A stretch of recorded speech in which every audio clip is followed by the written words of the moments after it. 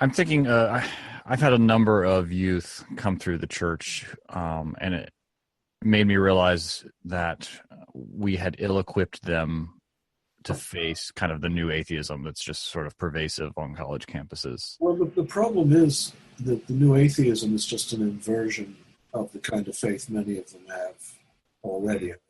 Their concept of God probably isn't, in many cases, any more sophisticated than the caricatures. Mm-hmm. So they're not caricatures, are they? Any more sophisticated than what they'll find in the literature of the new atheists. And that's usually the story of those who lose their faith when entering into the wider world, like Dick Whittington with his red handkerchief going off to London, discovering the world is much larger than he suspected and that God therefore must be dead. What generally happens is they discover at some point, I don't know, that that there is actually paleontological evidence for evolution or something, because they've been taught all their life that this is some sort of massive fraud perpetrated by a conspiracy of mad materialists who either have been led astray by bad science or perpetrating bad science specifically to drag souls down to hell.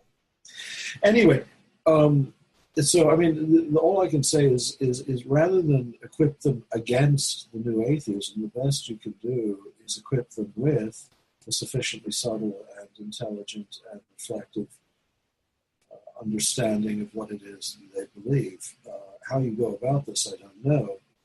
But I don't think it's wrong, for instance, at a very early age, to try to, not to attempt to create philosophers out of 12-year-olds, but nonetheless, to make some real effort to give them a sense of what it means to believe in God's transcendence. Try to detach their minds from the sort of simple mythical picture of the faith. And that includes such things as, from a very early age, militantly making them, preparing them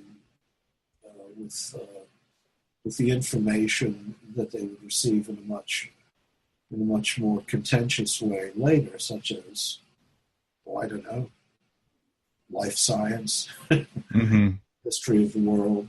We honestly let them know how grim and terrible aspects of Christian history have been. Inoculate them against shock by being honest about the faith at an early age, or being honest with merit at an early age, and attempt, if possible, to make them understand within the limits that exist that the Christian concept of God isn't about somebody. It isn't a picture of a very nice someone who lives in the sky.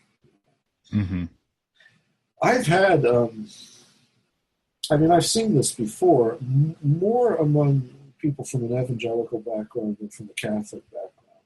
When a young Catholic loses his faith, for instance, it tends to be for quite different reasons. Find certain aspects of beliefs incredible, but it more has to do with breaking free from an upbringing that he or she just doesn't want. It's not. They're not shocked as a rule to discover that the world is 4.5 billion years old. Evangelicals, though, that I've seen as undergraduates go from the most ardent faith to the most ardent disbelief usually hinges on just one discovery, because they have such a simple and fideistic commitment to things that are actually incredible.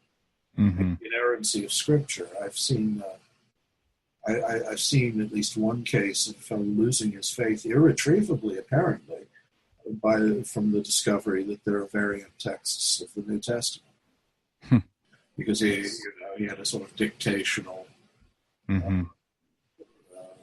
view of inspiration.